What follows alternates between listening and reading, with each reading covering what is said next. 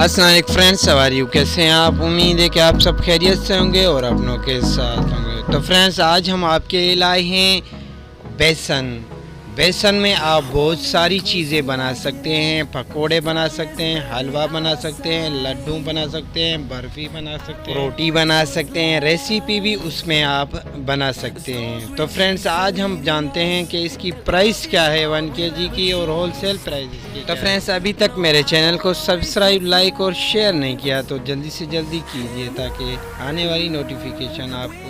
तो दोस्तों, अब आते हैं अपने प्रोडक्ट की तरफ। 1 kg आपको 300 से लेकर 280 रुपीज़ तक मिल सकता है और आप 5 kg लेंगे तो आपको ये 1250 रुपीज़ तक भी मिल सकता है। Thanks for watching my YouTube channel kirana store information. Daily price की अपडेट के लिए आप मेरे यूट्यूब चैनल को लाइक और सब्सक्राइब करें, बेल आइकन जरूर प्रेस करें, बेल आइकन ऑल करें ताकि जो भी न्यू वीडियो मेरे अपलोड हो उसकी नोटिफिकेशन आपको मिलती रहे।